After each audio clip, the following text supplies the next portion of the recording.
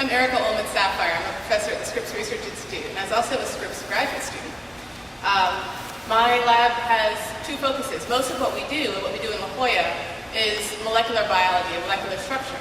We try to understand how viruses infect cells and how you would design a therapy to defeat that. Another part of what we do is capacity building and public health in Africa.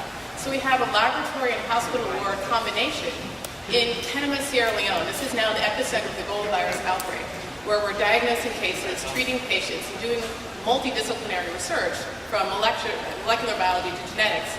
And also a public health program going out and traveling into the villages to explain what these viruses are, and that we have diagnostics and we have a place they can go to be treated. Kevin? Oh, Kevin. Okay, great. My name is Kevin Whaley. I'm the CEO of Mapp Biopharmaceutical here in San Diego. We've been developing one of the candidates that's being considered for treatment of the Ebola epidemic. We are a company that's founded in 2003. Many of the things that we do actually at Mapp Biopharmaceutical are influenced by Erica. We're part of a center grant that Erica leads, so we're very proud to be a part of that consortium. Although Mapp has gotten a lot of credit for ZMapp, we have been parts of large consortiums like the one that Erica leads, and hopefully I'll have an opportunity to talk about those large consortiums, but we don't do it on our own, we do it as a part of a large number of people are heavily involved. Also, I want to make a comment that our group has been heavily influenced by Scripps. Dennis Burton, Ian Wilson, some of the premier people in antibody technology have been the leaders for our company. And secondarily, the plant biotechnology work that we do at Mapp Biopharmaceutical was done by Mitch Hine and Andy Hyatt that evolved out of Scripps. So much of what has happened in terms of ZMapp as one candidate has heavily been influenced by Scripps. And so I want to give my gratitude to Scripps for that. Thanks, Kevin. Next. Thanks, Ryan, and thanks to Scripps for hosting this important discussion. We're very happy to be a part of it. My name is Mark O'Donnell. I'm PCI's Chief Operating Officer. For those of you that don't know our organization, we were founded here in San Diego a little bit more than 50 years ago by a young San Diego doctor.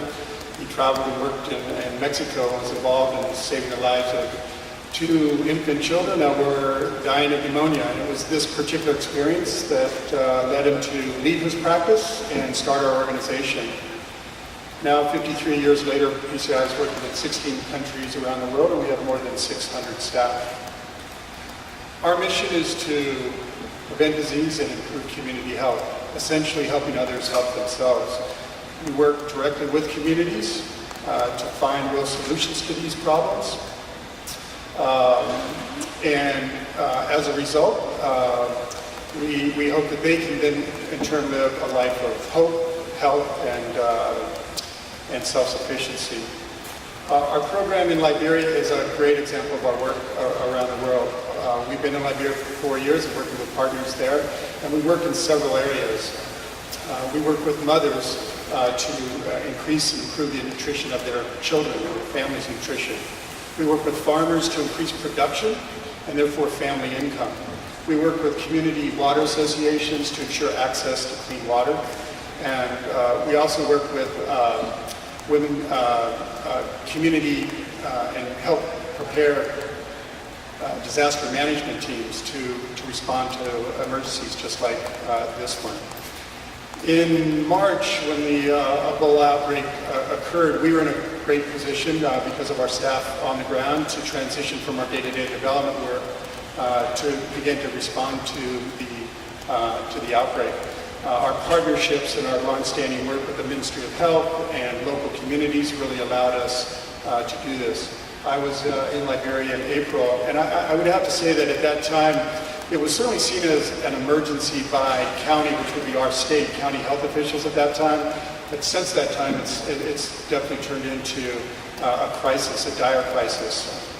I guess just one final word is I mentioned that we have 63 staff, primarily librarians on the ground. Some of you may have seen a UT article about a week or so ago about the Ebola outbreak, but in our work there, we could not be more proud of them and our country director there. Our colleagues, our Liberian colleagues, are certainly proud of our country director, their organization, but also the help and support that they've received from the United States. Okay, thanks, Mark.